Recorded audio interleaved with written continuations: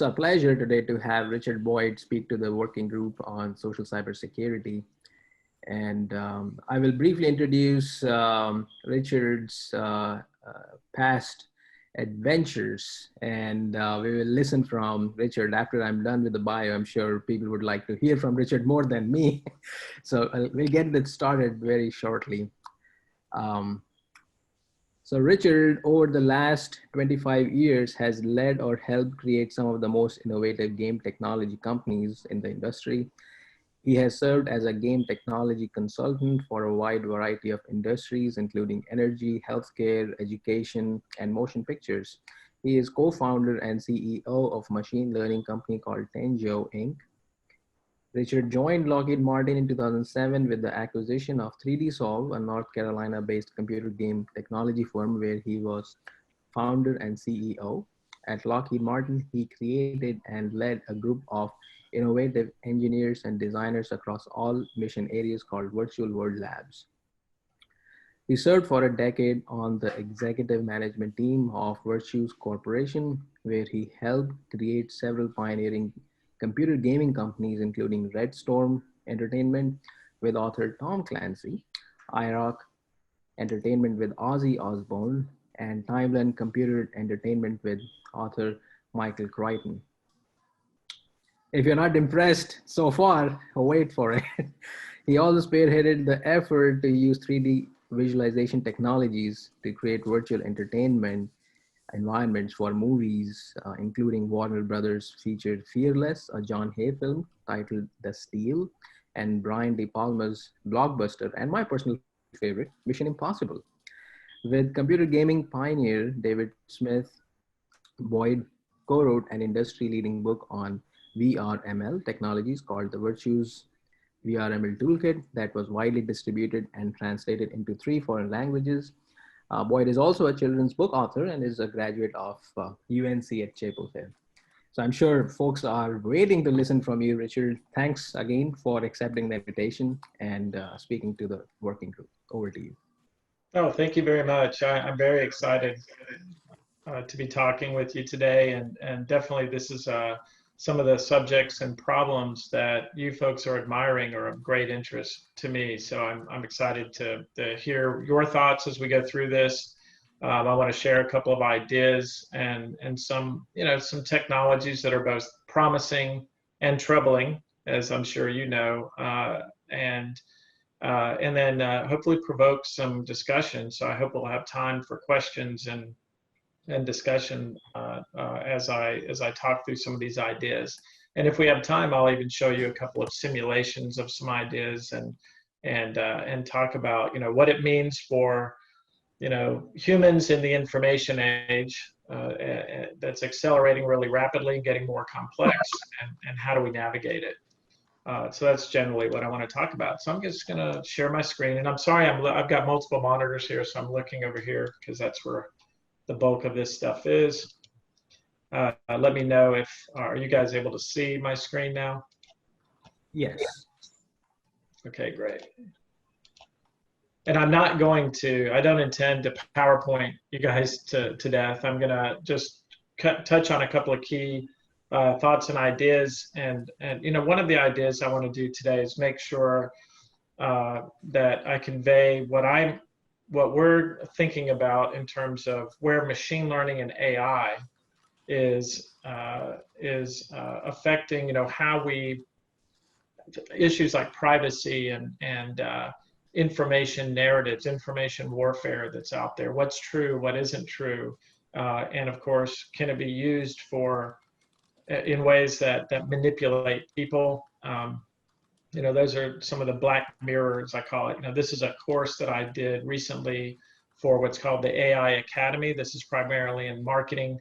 So this is a $995 course. You're going to get most of it today, just by me talking to you. But I want to talk about what machine learning is and why it's something we should all be tracking and thinking about. Talk about some of the simulation and agent-based things that are happening out there today, particularly with all the data exhaust that all of us are leaving behind on the internet. Nitin, do you have your hand up? Looked like you were raising your hand. I'm sorry, that was just me clapping, that we are Oh, okay. enjoying the Oh, good. That was a 995. clapping symbol. I Yeah, didn't recognize the we emoji. all Well, have thank the you. opportunity to get the $995 course for Yeah, free. exactly.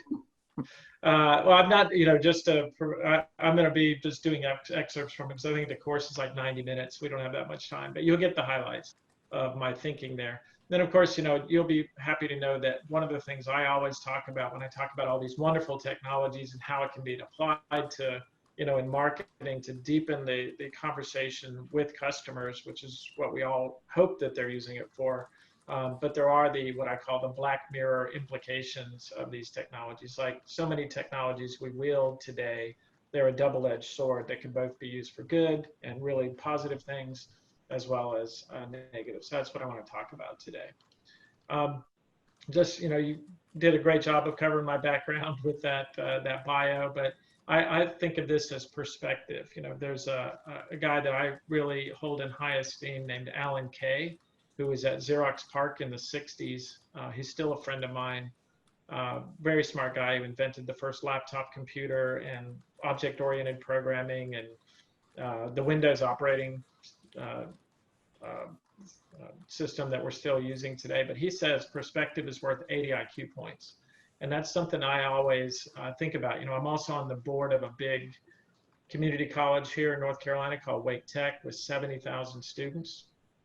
I've been on the board of a number of different education institutions, including one started by James Cameron, the director, and his wife Susie out in California, called the Muse School. I've written a lot about education and how do we create better humans that we're going to need in the 21st century. But the idea of perspective being worth 80 IQ points means that if you don't have a diversity of opinion and capability and thought in your organization, you're missing IQ points. That's something I'm very active about promoting, that idea of why you do diversity, not just because you want to check off some boxes, but because it does make you a better organization.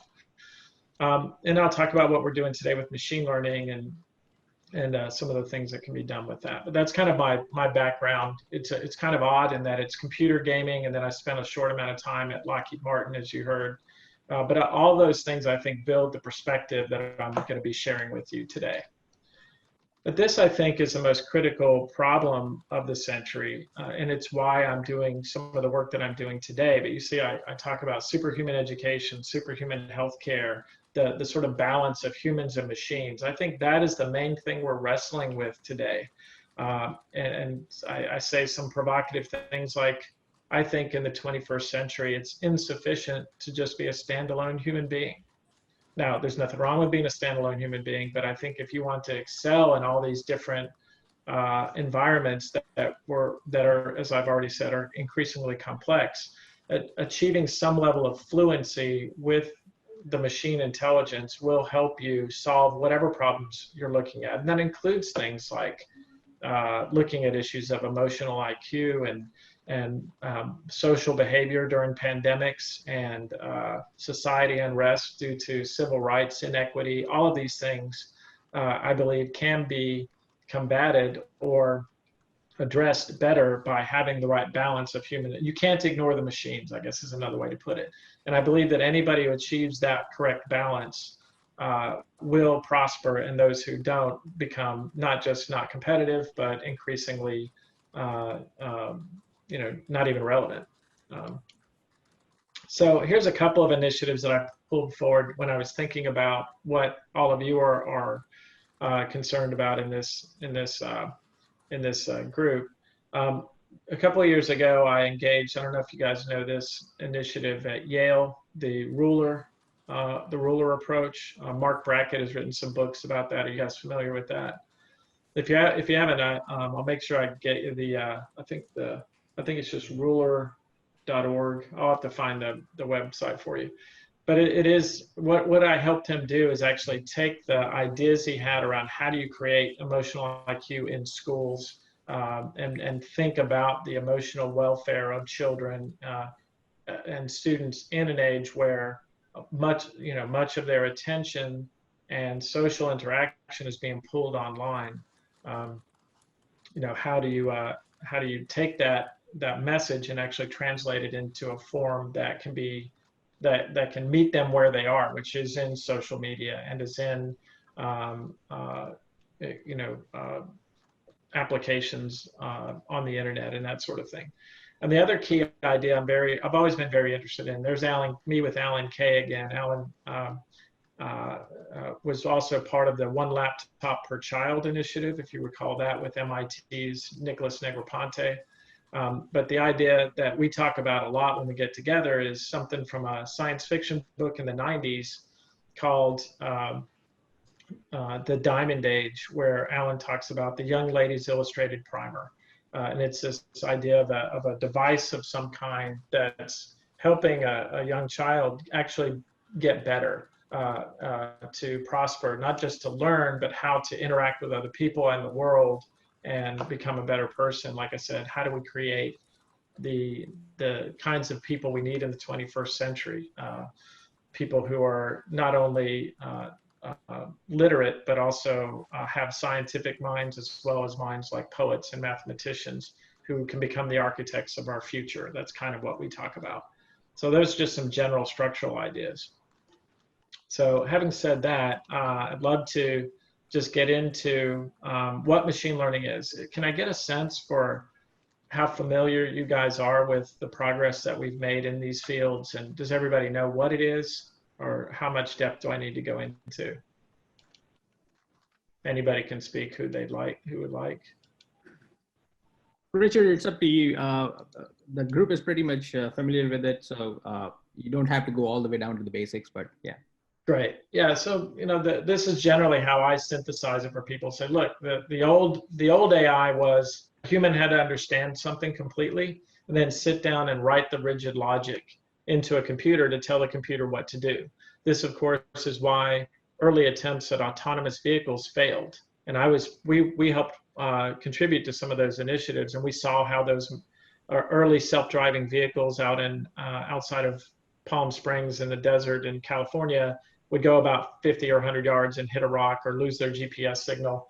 It's because humans don't really understand how we actually drive a car, much less be able to tell a machine how to do it. And it also turns out that machines drive cars differently than humans do, because machines are using like GPS and infrared and different kinds of sensors to navigate and drive differently than humans. But this idea of the big breakthrough, for me, it was in 2009. That's why I talk about this point in time when I went out or observed what Microsoft Research Labs were doing on this Microsoft Connect project. And what they were trying to do is create a system that could look at the human body, where the human body becomes the controller for the Microsoft Xbox game console. And the way they were trying to train this system is by giving it, instead of trying to program the logic into it of like, here's what a human being is, and let me describe to you what a table and a lamp and a cat and a dog and a plant are. They said, let's just use machine learning and provide a massive database of every conceivable thing that this machine might see in every lighting condition. And I recall at the time it took 224,000 hours of CPU time just to train this system, and got it down to about 60 megabytes that would fit on the Microsoft Xbox. But this was a transformative moment to me where I realized that, hey, we now have a new tool to solve problems in the world that I didn't even realize we had. I mean, we knew about machine learning before 2009. I just hadn't realized it had gotten to this point. So that's why I talk about this story. Now, one of the first big projects that I worked on was for the Department of Education. And I was at Lockheed Martin at the time. And Arne Duncan, the Secretary of Education, came over and said, hey, we're trying to do this thing we call digital transformation. We have the Library of Congress. We have every single book ever written, right? And we have everything in the Smithsonian. And we're trying to make it accessible and transparent to inquiry for educators. Now, that doesn't sound difficult, but what they were doing is taking scanned in objects. It might be a Grecian urn or a document like the Magna Carta, and then a human being was trying to hashtag it and then store it somewhere so people would be able to find it. And I usually use this example of, the last scene of the Raiders of the Lost Ark movie, where you have this really important artifact called the Ark of the Covenant, and it just, a human being has tagged it as Ark, and they put it in this case, and they're putting it in this massive warehouse where it's now going to be undiscoverable. This powerful thing that can either save or destroy the planet, but undiscoverable, right? So that's the problem that they had, and they realized that humans tagging things. My little joke there is, we haven't had an upgrade since the Pleistocene, at least by my reckoning. You can check my math. So we're just too slow to go through all that content and adequately tag it. So we built a system called the Learning Registry that could be trained on everything that human experts had already tagged, and then figure out and learn from that, so that when it recognized something new, it could go ahead and auto tag it. And the other big difference is, instead of tagging it with like 5 or 6 things, like if a human read War and Peace, you might tag it as Russian novel, Tolstoy, during a time of war, love story, then maybe stop and say that's enough for somebody to find it. Our system would tag it with up to 4,000 weighted concepts, just because it can, because machines have a lot of power and a lot of storage capacity today. It can just do that. That turns out to be really valuable. This, and I appreciate you sticking with me when I talk through these key ideas of machine learning systems, learning based on tagged content or examples, massive sets of examples, and then being able to tag it with up to 4,000 weighted concepts. Now let's start thinking about applying that to human activity, human behavior, right? So just a few years ago, I met some of these folks. I don't know if you recognize or know them, but Dr. Richard Carson, there in the beard, is from UCal San Diego. He's the head of the economics department there, but he's a behavioral economist. So most people still, a few years ago, who were getting into machine learning were out there trying to find as many data scientists as they could. And we were dealing with the same thing, but already, because I met Dr. Carson, I met Dr. Louvier here, who's below him, who is one of the architects of behavioral economics and modeling, like, how do humans make choices, the choices that they do, and how do you weight those and algorithmically predict them. So, and then Kevin Clark here, who was at IBM at the time, is the one who connected me, and I still work with him today. But we realized that we could take this 4,000 node mapping capability and apply it to the data exhaust we humans are now leaving behind in social media, on LinkedIn, on Facebook, and when we buy things on Amazon and that sort of thing. And that you could construct something that's pretty deep around a person. And again, I know some of you are already squirming in your seat, like, oh no, a lot of privacy issues there, and a lot of concerns. And you're right to have those concerns, but we can't deny the power of it. So the question for today is, and I'm looking forward to hearing your questions, is how do we harness that for good? One of the other things that Dr. Carson and Louvier had me read was this book, which is, even if you're just doing sociology research or economic behavioral research or marketing research, the primary tool we use today are focus groups and surveys, right? Like, let's go out and ask people questions. How are people likely to vote in the upcoming election? Well, let's poll people. Let's do exit polls when they vote. And I think we all know today that in 2016, exit polls and surveys did not predict Donald Trump being elected. And polls and surveys didn't predict Brexit. What did predict those things is Google search data, Amazon purchase data.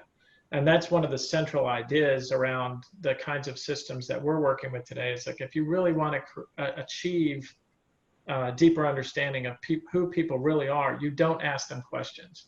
And it's not just that, it's not that people are trying to be deceptive. Even when they're trying to tell the truth, there's a whole idea here in this book, and you can read it if you want. It's pretty simple.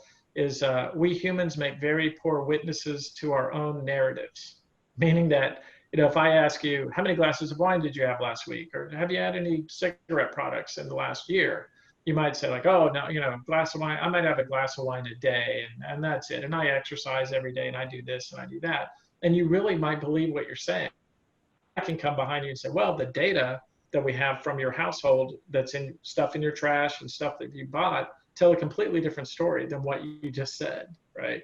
Or if I have location services on your phone, I know how long you slept, where you went, did you go to the gym, or did you go to the to the racetrack to bet on horses or whatever it is.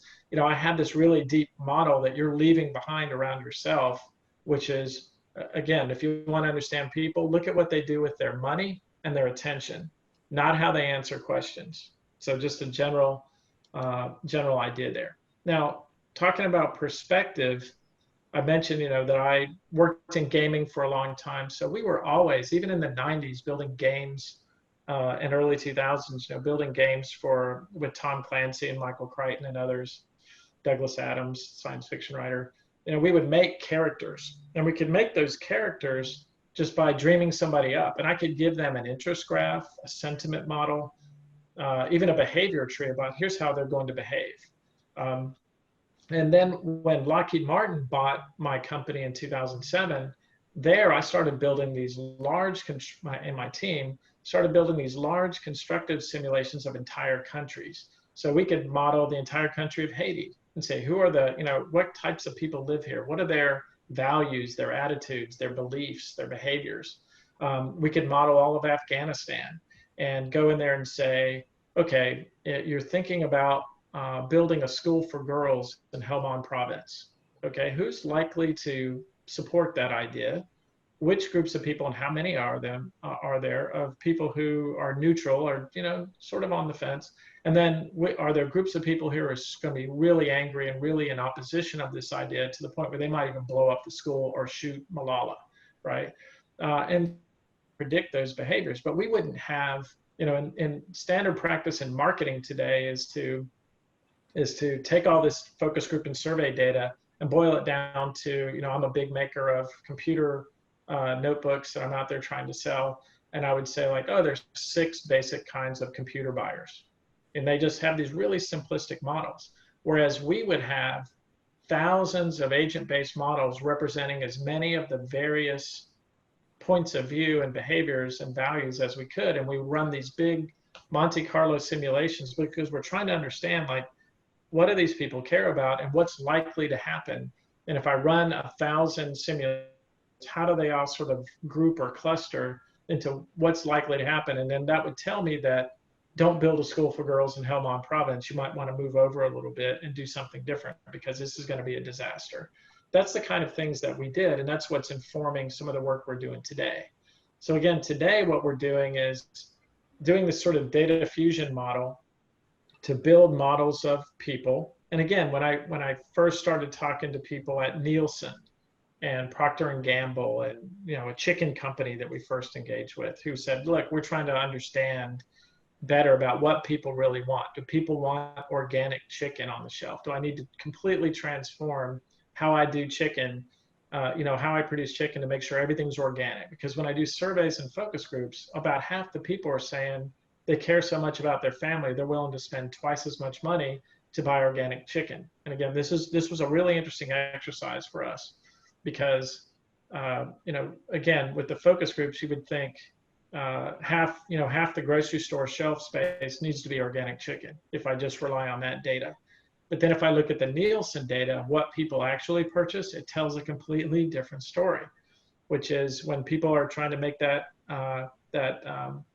paycheck stretch a little bit further on a Friday night, and they're standing there, they look and they see, well, organic chicken is, $6 a pound and antibiotic free range. That sounds pretty good. And it's only $3 a pound. I got to make this stretch. That sounds pretty good today. And so they buy that.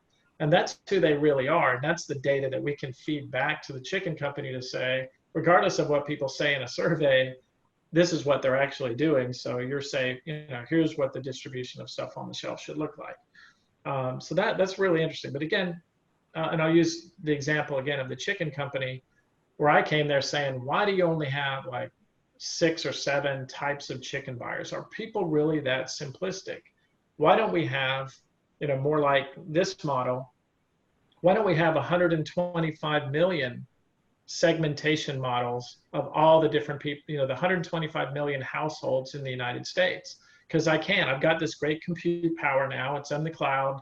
I've got all this storage capacity. I can really make a model And we have, by the way, I can tell you the body mass index of every household in the United States. Is that useful? I don't know.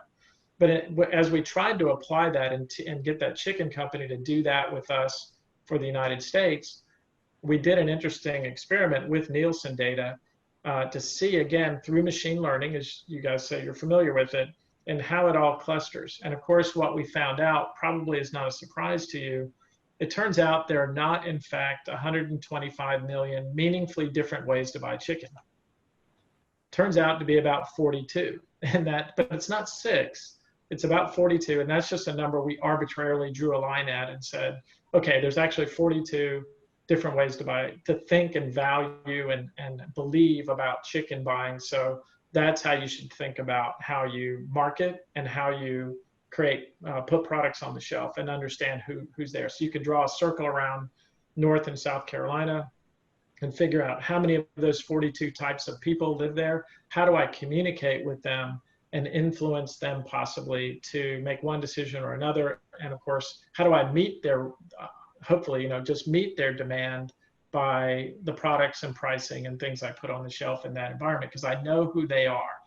That's why we, like I said, this is a double-edged sword, but we like to think of it as, this capability is an empathy engine, because I'm really getting inside of the person's head and trying to understand them so that I can meet them in this conversation I'm trying to create around the products I'm building and what they're buying. But let's take that a little bit further. I'm just going to click through some of these things where I talk more about, these are all really interesting topics, but we could go an hour on capital versus labor, and that's me and my simulation of automation and that sort of thing. I'm just going to go past this for a second and get into the meat of this discussion.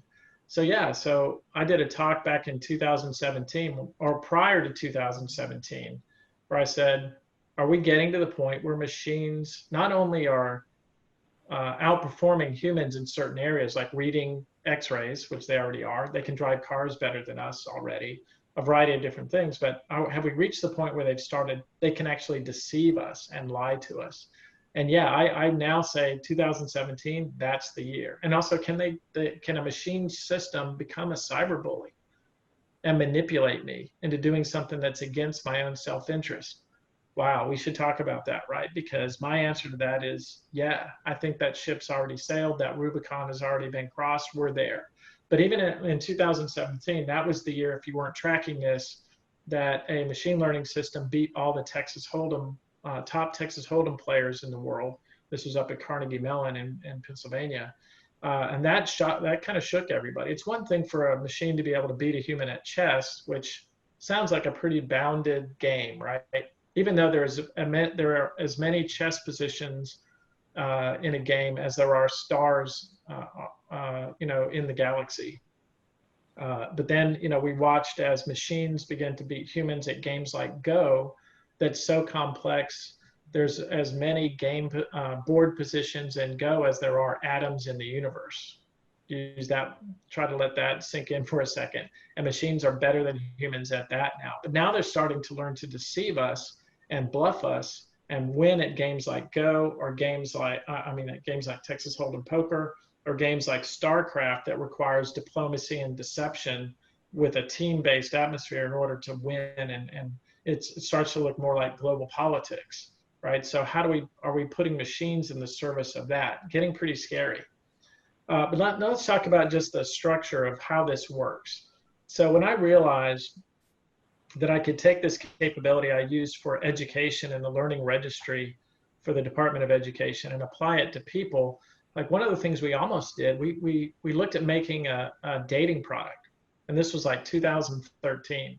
I decided I wasn't comfortable with that and didn't want to do it, but we did take this capability and apply it to 3 million OkCupid profiles and found out that we could really get what looks sort of like a Myers-Briggs kind of model of each person just from what they say, what they do, how they talk about themselves, physical attributes, that kind of thing.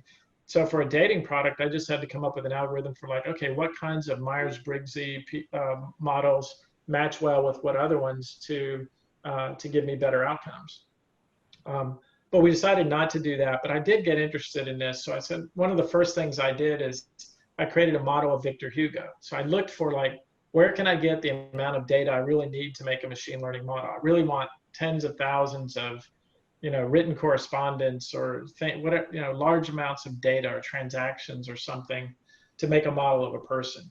So one of the first things I did is had it read everything Victor Hugo's ever written, but not just his novels, and he wrote more poetry than novels, but also his personal correspondence, and then all the sort of critical discussion around him by academia over the years. And that created this interest graph sentiment model. I don't have behaviors really for him, but I had that. And the first thing I could do is just release him on the net. And even today, I can go visit him every day and see, like, what does Victor Hugo think about current events? He's reading, he's watching YouTube videos, listening to podcasts, and he's given his point of view and scoring everything that he is exposed to. We expose him to hundreds of thousands of articles and videos and podcasts every single day. But I can do that with anybody who I can get that much information on. So historical characters, I've got hundreds of them now, everybody from Leonardo da Vinci to George Washington to Martin Luther King.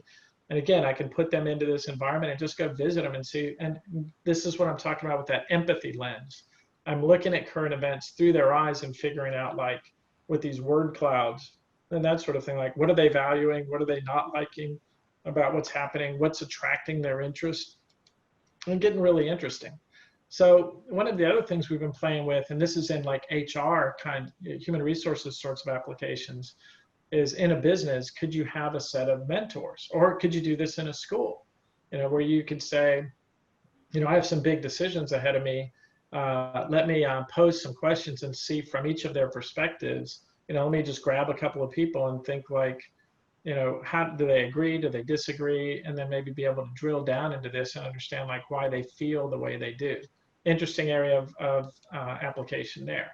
Or think about governance. We did a town hall with the city of Morrisville here recently, where we talked about, like, what if you could, pose something like, a school bond referendum concept. And then if you had models of the major groups of people that are clustered in Morrisville, you could get a sense ahead of time around, like, how do they feel about this school bond referendum? Are they going to vote for it, not vote for it? And then, so that's a tool they didn't have before. And it's, again, achieving better understanding and deeper empathy to avoid surprise. If you have a new transportation policy, you put bird scooters out there or whatever it is, and you want to see, like, how are people likely to feel about it? Because we've already established that if you go out there and try to do polling and surveys, you may or may not get the truth, no matter how well designed it is. But if you have these models built on other data, you can kind of predict what to do. So we've got all kinds of, there's people building curricula around this. How do you have students go and live in the eyes of, inside the head of Martin Luther King or Ralph Ellison or Sir Isaac Newton? All kinds of interesting opportunities there. And then it gets interesting when we start looking at, now, what if I could write to them? So what if I could write long form things, or I could, from a marketing perspective, could I present them with my Jeep commercial and then understand from all their perspectives, how each of them are likely to react to this thing?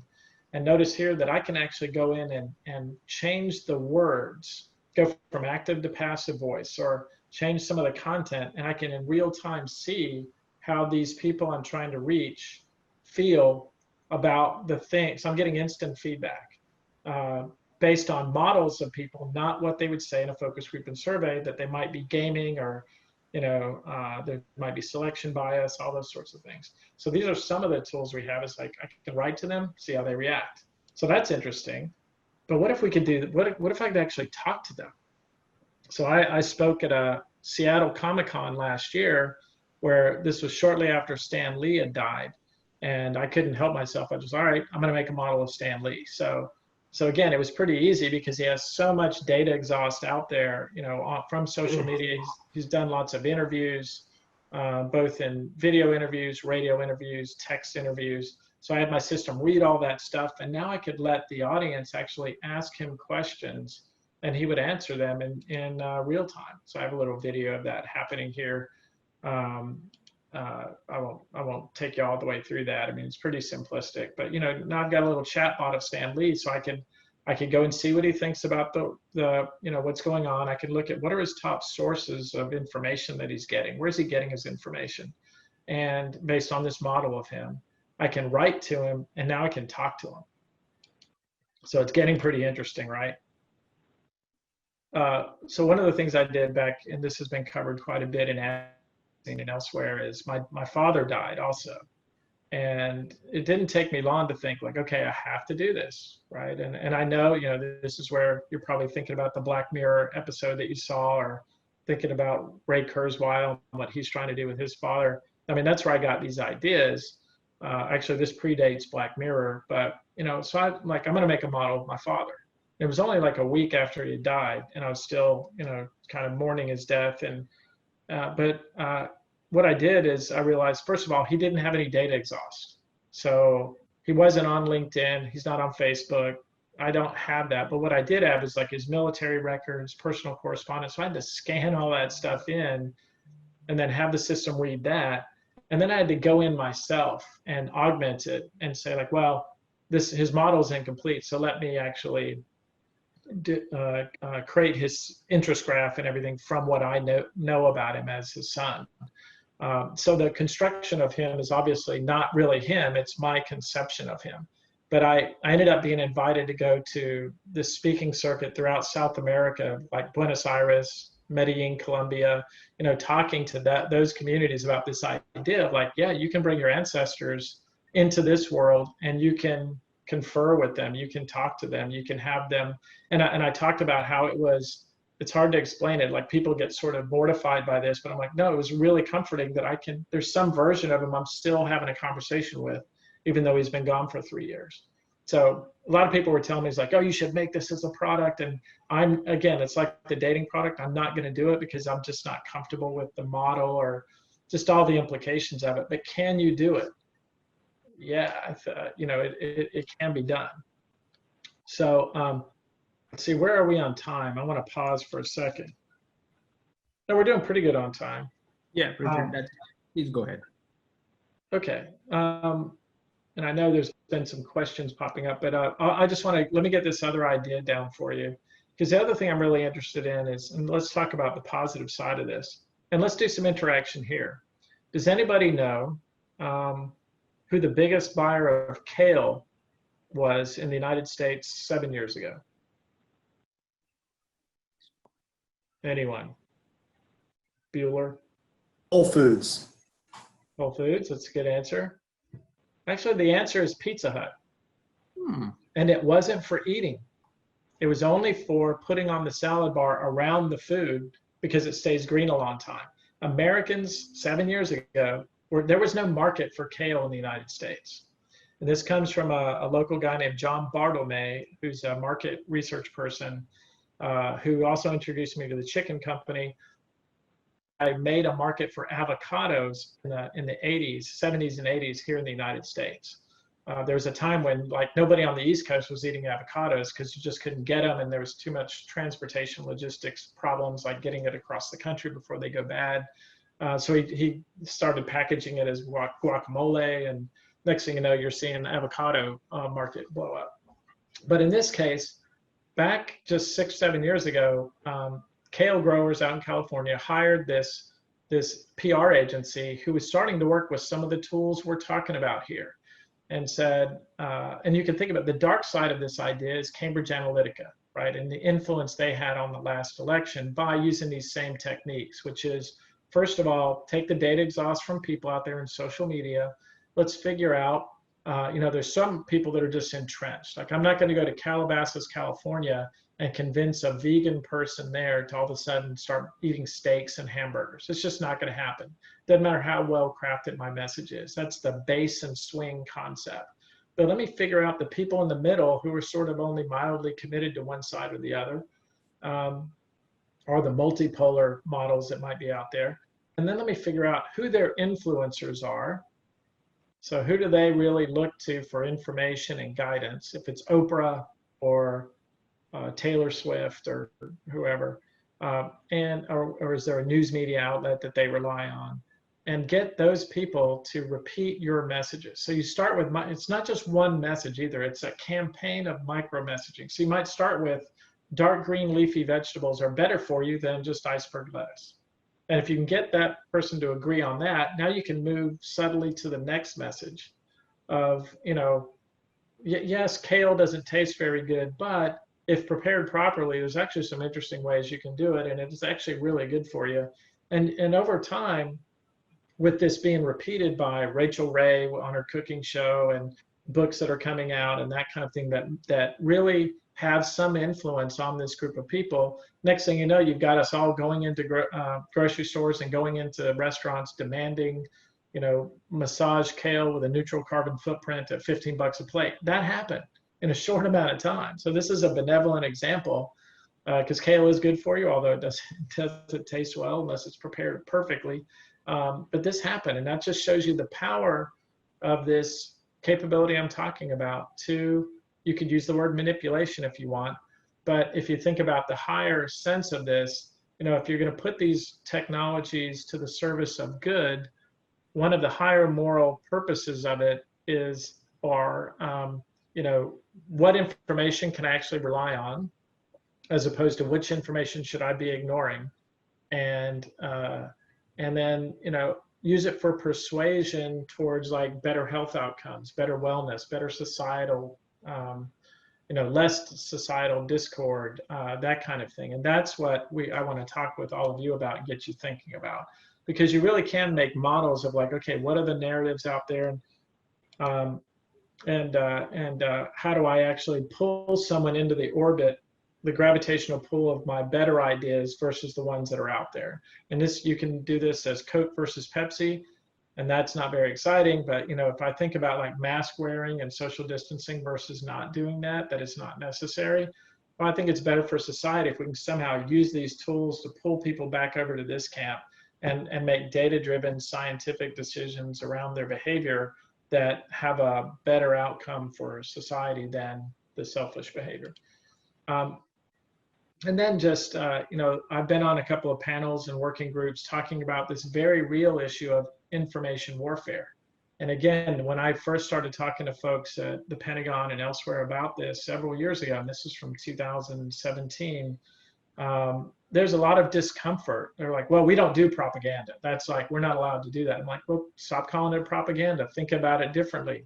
You know, let's talk about competing narratives and acknowledge the fact that there are competing narratives out there, and you can decide not to play, but then the other narrative's going to win. And I don't know if I do have this. So I did a little speaking tour across Italy. I spoke at the Politecnico in Bari. I spoke in Milan, Florence, Rome.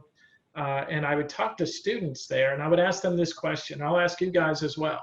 So in 2014, the president of Ukraine was ousted. Was that a coup or a revolution? What do you guys think? I'm going to wait until someone answers. It was called Euromaidan Revolution, but you tell us the truth if it's different. Yeah, so there were competing narratives on this, right? The Russian narrative is that, oh, this was a coup. You know, it was a Western-led coup that overthrew this elected leader, and you know, it was illegal, and that justifies all the stuff that we're going to do now. And as I was going around Italy asking people, and I asked them this question, they said, well, you know, it was a coup. And I'm going, why do you say that? And then follow-up questions would be like, where do you get your information? Where did you hear this? Did you hear that on CNN? Did you hear it on any of the Western news media? And of course they didn't. What they heard is from the Russian, I forget the Russian satellite channel, not RAI, but I can't remember the name of it right now, but the one, it was really prevalent across Europe, and that's where they're getting information. So they're just like, well, that's what I heard. It was a coup led by Western, you know, insurrectionists or whatever. We're like, well, that's, you know, we don't think that's true. The actual truth is probably somewhere in the middle, right? Where we involved likely. But the fact is that the Russian sort of machinery was out there really delivering that narrative, and that's where people were starting to believe that, because that's they weren't hearing an alternative side. And that's when we realized that we need to stand up, and shortly afterwards they set up this Center for Cyber Influence, CCIOS, where they're looking at like, man, we are being influenced. Like there's active influence coming from outside actors outside of the United States, for example, that are really trying to promote narratives that are designed to create discord and create more unrest in the United States. Now we know this was 2017, right after that last election, so we're still wrestling with all these issues. But now I think it's accepted as like, we know that there's influence happening and we don't have a counter to it. So now we have an organization that is trying to detect and neutralize false narratives. But that is a big world we live in. Now, if you start thinking about cyberbullying, I've got a teenage daughter who deals with this almost, it feels like on a weekly or monthly basis, where there's truths, there's narratives out there about other kids. Like this person is going to kill themselves, or this person is, not thoughtful about gender, or this person is racist, and all this stuff. And it really catches fire really quickly, and you really can't. It's hard to get to the truth because there's so fast of an uptake around this. So it's just something we need to think about. We need to monitor. We got to figure out again what's true. What can I actually figure out is true and reliable, and what do I take? What sort of steps do I take to act on that information, and where does the influence come in? So it's something we need to think about. And again, I talk about Coke versus Pepsi and all this, but one of the sims that I have here, and if we have time, I can walk through it. Is okay. Let's look at modeling this simulation of, competing narratives, like what is we're saying here in North Carolina about mask wearing and social distancing. And there's an alternative narrative saying that's an infringement on your freedoms. It's not necessary. COVID is a hoax, all that. And if you can figure out if you're a community leader or a business leader, how many of each kinds of those people do I have in my community? I can then start figuring out, all right, what do I need to say to them? Who are their leaders and influencers in the community? How do I get those people won over to this different position, so that we can get behavior because I can see, like, if one of these wins over another, I can actually take this right into this simulation model and predict how many infections are going to happen over what amount of time, whether or not people are going to move around freely or try to stay at home. How does that affect, how does this get exacerbated by the number of beds I have available and the healthcare personnel I have, how it accelerates. And so now I'm making these data-driven models driven by human behavior models, not just the epidemiology of the virus and its infection rate, which is what most people have been modeling so far. We have a grant here working with UNC on this sort of model, where we can let every county in North Carolina figure out, all right, what people do you have here? What industries do you have here? What kind of health conditions do you have? What amount of mobility and interconnectedness with other counties do you have? Who are the community leaders? What is the competing narrative? And what do people think and believe and feel? And how do we create policies and communications that influence that behavior? And that's, I want to pause there and make sure we have time for questions. But that's what I'd like this group to think about with each of the perspectives, which are each worth 80 IQ points at least, for people who are already smart. And, and how, what do you think about everything that we just discussed? And you apply CCIOS to this model where you can figure out where you're getting some sort of an influence from false narratives that are being propagated? Yes, that's a very active, that's an active thing at the government level, is figuring out where the influencers are coming from. And then try to determine what's true and what isn't. Now, one of the things that we did is I built early on, just under my own funding, a COVID brain, so a coronavirus brain that takes in thousands of scientific journal articles every day and really tries to apply this algorithm we call the truth triad to, what's the source of it? What are its statements? How likely are those statements to be true? How many people corroborate this statement? Are those reliable sources?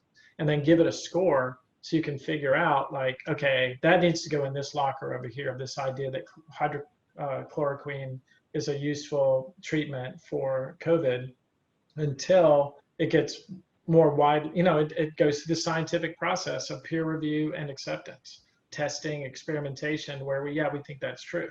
So that helps leaders, again, take that first step of what can I, what's the information coming, who's it coming from, how likely is it to be true, how did it enter my organization, who championed it, who challenged it, how do I make decisions around it. That's one of the things you can put this really powerful technology into the service of, in addition to, okay, now I have this information, how do I use that to communicate? How do I communicate that to the people who work in my organization, at my university, in my community? Who are their influencers and sources? Where are their brains right now in this, sort of spectrum of belief systems? How do I move them from here over closer to the gravitational pull of what we think is better for my organization or my community or my city? Thank you, Richard. That must have provoked some thoughts. I'm looking through your questions now too. Unfortunately, I'm by myself, so I didn't get a chance to read through them. Okay, we have a lot of questions on the chat. I think we can start from the top. Thank you, Richard, by the way. This was very, very thought-provoking. Going through the list on the chat, and I think the first question was from Jeffrey Krolik. How are you able to measure the accuracy of your persona models? Yeah, I mean, the best measurement of any simulation is how good were its predictions, right? So again, there's two things. There's the predictions, and then there's the influence. Like, how can I actually use the models to figure out how I craft my messaging specific, so I can do more personalized targeting of the message, the products. And again, that's something that a lot of folks are still uncomfortable with because it feels like a violation of privacy. But I will say that a lot of the things we've been doing, we've done even in the UK with some banks and elsewhere where GDPR privacy rules have been in full swing for quite some time. So you can show that, we can really look at a person and say, okay, it's likely they belong to this group of people. This group of people generally holds these kinds of views and that sort of thing. So do you have any results that you can actually show us, like numerical results, some numbers? We do have case studies on that. None of the banks will ever talk about it. We can't even say who the banks are. Some of the bank stuff that we've done, they call it the customer experience simulator, because they have such strict privacy rules. And I hope this gives you some comfort. The machine that we put these systems on for them, where they're taken. If you want to know if someone who really knows a lot about you, it isn't necessarily Amazon or Google. It's your bank. You can't lie to your bank. Your bank knows everything you do with your money. So they know everywhere you go. So there's lots of data there. So and again, what they're trying to do is look at, why am I sending something about a mortgage to someone, mortgage services to someone who's a renter? I really want to more personalize the interaction and the services that we're offering to our clientele. So they have a machine that's not even connected to their own network. And they've got rules. It's almost like a government SCIF kind of environment where the machine is in a closed, locked room. You can't go in there by yourself and access it. It's got to be you plus an observer. That's the controls they have in place because they're so concerned about violating privacy rules. And that's good. But the outcomes we're seeing there are typically, like we've seen results in the ROI we're seeing, or the time to insight has been up to 600 times faster. When they used to wait till the end of a quarter or the end of the month, look back over a whole bunch of data and try to figure out, were people having difficulty with online banking or how to order checks or whatever. Now they can do it instantly because we have systems that are reading all the chatter, looking on social media, scraping that, trying to understand like how are people feeling about this new thing that we've rolled out or this product or that product. And then how do you get more responsive to your customers around those ideas? So the measurements on that have been fantastic. The chicken example I gave you is one that we use typically as a case study, although we can't say the name of the company either. Most people are pretty nervous about it, but the idea that the other work that they've done in market research indicated that there should be a certain distribution of organic foods on the in the counter, and that the actual transaction data told a different story. Therefore, they could ignore the other. Richard, the next question is from me, and it's quite related to the financial products and the financial banking industries. So this is this question from me. I am on the board of a fintech company that is integrating empathy engine in the behavioral model of customers to better predict the survivability of their financial product, the feasibility and marketability.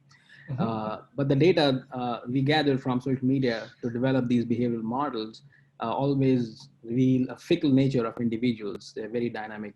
It's very difficult to nail them down. So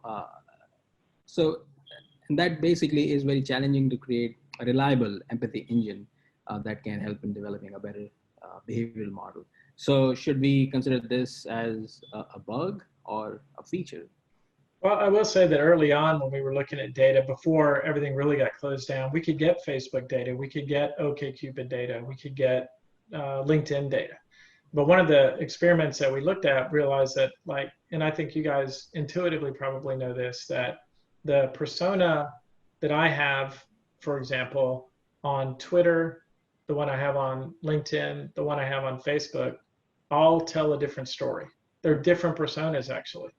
You mentioned fickleness, but I mean, I think, you know, this is something that we had in our, that we have in our engine too, comes from our game experience is, you know, people aren't just, and that's the problem with segmentation model studies today as well. If you're a big, and this is a real example of a technology company that engaged with McKinsey to do a segmentation study. It was a 7-figure engagement, more than $1 million. Yielded about 9 to 10 segmentation models like iPhone Mom. You know, iPhone Mom controls 85% of household spending and shops here and drives a Volvo and all that. And it's just something in a PowerPoint deck or on a you know, in a document that's filed away. And then when they go try to design a new marketing campaign or new product, they pull this stuff out and read it and then do it. But that was, you know, that study was done at this point in time, and it's just like frozen model of a person. That's not how people are. And first of all, your social media interest graph, if you've ever looked at it, is based on certain weights designed for serving ads to you, but it isn't a very good indicator of who you really are. Again, it's solving for like, who are your friends, who are you clicking on, what are you liking? And the fact that I like something that and I'm friends with people I went to high school and I like their cat picture, Facebook might think, well, Richard really loves cats, and I don't. And I'm liking it for a variety of other reasons. So there's some data problems with social media data in general. But what's really good is when people have a choice, what do they do with their attention? That's why the Google search and just the traffic data on the internet is important, or Nielsen watch data. And what do they do with their money? That's who they really are, not necessarily what they would say in a survey. And social media models are incomplete. They're a part of it. Even location services, even though it's deep data and the banking data is really deep, it's incomplete. So if you remember that screen that I had there, it showed a data fusion practice of census data, behavioral study data, Nielsen data, location services, social media, and then, you know, any choice model information I have, which really comes from transaction data. And I still say that gets me to 80%, but it's way better than that McKinsey $1 million study. And by the way, it only costs a fraction of that too. So that's what I would say is there's an ongoing data fusion exercise that you need to do frequently, not just once every 18 months or 2 years. And I'll just add that, you know, we did some work for that banking group in the UK. And then they were faced with, okay, we have this new concept of Brexit, but it's not in any of our study information. It's like, yeah, because that was a long time ago. Now, like any studies that you did prior to the pandemic are probably not very valid. So you need more current information about how people, and what the way we talk about this in gaming is in a hierarchical behavior engine is that, okay, this person was here, but now they're under stress or they're in a different mode. So now they've changed state. So now they're in a different hierarchical tree of behaviors than up here. And it may be as simple as we change state as we go through. My behavior and buying patterns and feelings and everything are different in the summer than they are in the winter or fall or spring, or when I have a big life event like, you know, a child getting married or a death in the family or whatever, it causes us to change state. So you need models that can actually account for that. But again, if you're only looking at broad sections of the population, some of that data just filters out anyway. I hope that was a long answer to your question, but it's basically it's a practice that exists in the DoD around constantly validating and verifying the data that's going into these intelligence models and how predictive are they. And in marketing today, for example, or in a lot of other HR and everything, it's like, oh, we did this study 18 months ago or 2 years ago, and that's who people are. It's like, no, it needs to be more real time. Thank you, Richard. That's definitely helpful. Thank you. Sorry, that was long. A lot of questions coming in the chat, but I'm also looking at the time, so we are past the hour. Oh no. If you still have time, we can throw some of those questions at you if you have time. Yeah, absolutely, absolutely. Okay, so we have another question from Matthew. Can you train an AI to pursue an objective truth?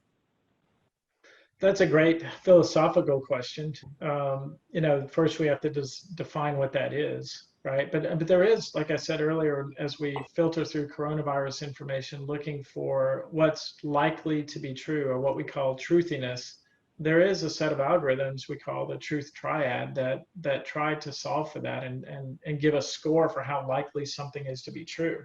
So in fact, the COVID brain that we built is searching and sorting for that. You know, here's stuff that is unproven and unlikely. It's an outrageous claim from an unreliable source. It goes over here in this bin. Here's a bunch of sources that my human partners keep telling me are really reliable. And they're making statements that have been corroborated by all these other sources. So the truthiness score is much higher. So I'm going to spend my time recommending that to my human overlords, as opposed to, you know, saying, oh, this has equal weight.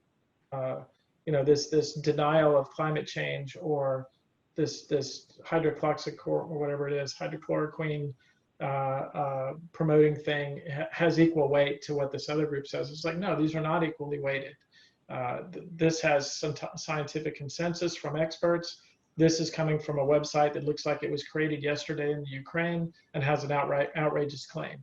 So those are extreme examples. But truthiness is ephemeral and not, you know, it's not concrete. But you can get to a higher truthiness score and reliability score using some of the methods that we have. Thank you, Richard. I think there was another question on the CCIOS website. Is there a new link? Yeah, I'll have to find it and see. You know, one of the things I was talking to someone earlier today about how, you know, I've worked with a number of intelligence agencies and folks, but when I was in my Lockheed stint, and everyone always talks about the CIA, for example, but you know, what happened because of, you know, waterboarding and a lot of those things and a lot of those issues that happened, you know, during Iraq and Afghanistan. A lot of this work goes out to these other agencies that most people don't even know about, and that's where a lot of the actual work's going. CCIOS has been set up. It wouldn't surprise me at all, and I didn't look today if they've changed names. And I'm not sure also under this administration how much support they're getting, as I've watched DHS and some of these groups get plundered a bit. But I'll see what I can find and get it back to the group. Thank you, Richard. I think that's all. If I missed any question, please, anyone whose question I've missed, please go ahead and ask questions. Yes, I'll have a question. That's all right. Thanks, Eric. Yeah. So the overall focus that you're pursuing here is based on using data exhaust to build up various specific psychological levels in a given profile and apply that at a large scale for your empathy engine idea.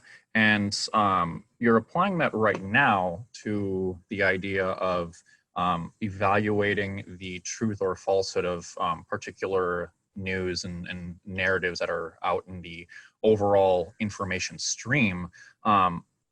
based on just like a focus on whether information is true or false. But getting back to what you were talking about earlier with narratives and the role of narratives in information warfare, my understanding from reading a lot of very conspiratorial scientific literature in the Russian space is that their model doesn't necessarily depend on just like outright feeding like fake information or disinformation to anybody, but just using an information as a weapon, regardless of its truth or falseness, but using information so as to change relationships and reconfigure community connections and institutions and a variety of other particular scales of effects, building up for large scale political warfare and subversive political outcomes, right?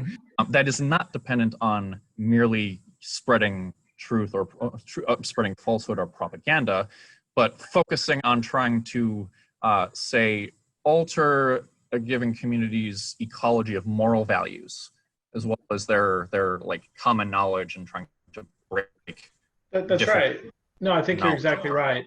Yeah. You know, so yours focuses most on the truthiness aspect right now, but is it feasible within this empathy engine model to also be focusing on or evaluating changes to say like the maybe not demographic, but certainly the ecology of moral values and common shared knowledge and body of facts and other aspects of narrative in the broad sense beyond just facts and consensus knowledge itself. Does that make sense? yeah. And if I wasn't clear, there is, you know, I'm very interested in the true versus false. But there's also just the idea of, and I was trying to share something quickly, like, you know, there's the idea of Coke versus Pepsi. Coke is true, Pepsi is true. Their claims probably are equally true, but it's a matter of influence, right? So each are making claims, and you know, if you're a Coke executive and you're trying to promote the idea that more people should drink Coke than Pepsi, then, you know, it's about, as you rightly pointed out, what governs someone's behavior sometimes is how often you know, how many times a day do I see that message and who's saying it, and therefore does that have more influence on me than, you know, what the position that I started at, which is I only drink Coca-Cola. But if I never hear anything from Coca-Cola, and over time I constantly hear, you know, everyone around me is drinking Pepsi, people I like and idolize, like my, you know, Taylor Swift or whoever, are drinking Pepsi and telling me to drink Pepsi, I'm more likely to start migrating over to the Pepsi position. And that's not about true versus false. It's there's competing narratives that both might have equal merit in this case, but it's like you said, repetitive, you know, repetition and exposure might move me from one position to another. So it's absolutely true that adversaries out there understand that, and the most powerful propaganda, or you can use a different word for it, of course, is anything that has some truth in it that you're just trying to reinforce over and over and over, and so that small truth becomes more important than perhaps a different larger truth. So that is part of the calculus, absolutely, and the methodology.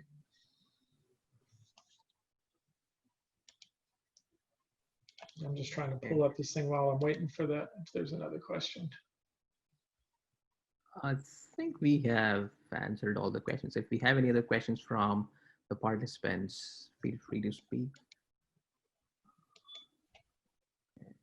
While we're waiting, I would like to make an announcement. As you all know, we have SBP BRIMS conference, and SBP BRIMS is hosting a special track for COVID-19. As we have seen, there was several discussion, and Richard, your work is also very, very exemplary on COVID-19 false narratives. So if anyone is interested in working in this, please consider submitting your research to SBP BRIMS. The website is sbp-brims.org. And if you have any questions, please let us know. Great. back to the questions. If you don't have any questions, then again, thank you so much, Richard, for speaking to the working group. And Definitely my pleasure. This has been, I think, if not the most, one of the most engaging sessions for the working group meetings.